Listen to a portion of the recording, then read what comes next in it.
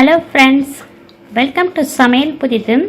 இன்றைக்கி நம்ம வீடியோவில் பார்க்க போகிற ரெசிபி இட்லி, தோசை, சப்பாத்தி, ரொட்டி, ஊத்தாப்பம், பூரி, பொங்கல், மெதுவடைக்கெல்லாம் வச்சு சாப்பிட்ற மாதிரி ரொம்ப ஈஸியாக சுவையாக டக்குன்னு பார்த்தீங்கன்னா ஒரு 5 நிமிடத்தில் செய்யக்கூடிய சட்னி ரெசிபி ரொம்ப அருமையாக இருக்குங்க. இந்த முறையில் நீங்கள் டிஃபனுக்கு சட்னி செஞ்சு கொடுத்தீங்கன்னா 2-3 இட்லி சாப்பிட்றவங்க கூட இன்னும் 2 இட்லி கேட்டு வாங்கி சாப்பிடுவாங்க. இந்த சட்னிக்காகவே அவ்வளோ ருசியாக இருக்குங்க இந்த சட்னி. இந்த சட்னி வீடியோவை பார்த்துட்டு இதே முறையில் இதே அளவுக்கு செஞ்சு பார்த்துட்டு எப்படி வந்துச்சுன்னு உங்களுடைய கருத்துக்களை ஷேர் பண்ணுங்கள். இந்த வீடியோ உங்களுக்கு பிடித்திருந்தால் லைக் பண்ணுங்கள், ஷேர் பண்ணுங்கள், சப்ஸ்கிரைப் பண்ணுங்கள், கமெண்ட் பண்ணுங்கள். இந்த வீடியோவை ஸ்கிப் பண்ணாமல் முழுமையாக பாருங்கள். இப்போ வாங்க இந்த ஈஸியாக சுவையாக செய்யக்கூடிய சட்னி ரெசிபி பார்க்கலாம். இப்போ சட்னி செய்யறதுக்கு மிக்சி ஜாரில் 1/4 கப் அளவுக்கு தேங்காய் துருவல் சேர்க்குறேன். இதில் 2 டீஸ்பூன் அளவுக்கு பொட்டுக்கடலை, 2 பூண்டு பற்கள் சேர்த்துருக்கேன். சின்ன வெங்காயம் ஒரு 5-6 சின்ன வெங்காயம் சேர்த்துருக்கேன். சின்ன வெங்காயம் இல்லைன்னா பெரிய வெங்காயம் ஒரு பாதி அளவுக்கு சேர்த்துக்குங்க.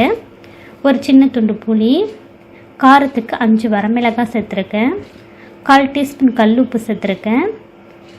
கொஞ்சமாக தண்ணி சேர்த்து சட்னி நல்லா நைஸாக அரைச்சி எடுத்துகிட்டு வரலாங்க. இப்போ அரைச்சிட்டு அந்த சட்னி ஒரு பவுலில் மாற்றிருக்கேன். இப்போ சட்னியோட ஒரு 1/2 டம்ளர் அளவுக்கு தண்ணியை மிக்ஸ் பண்ணியிருக்கேன்.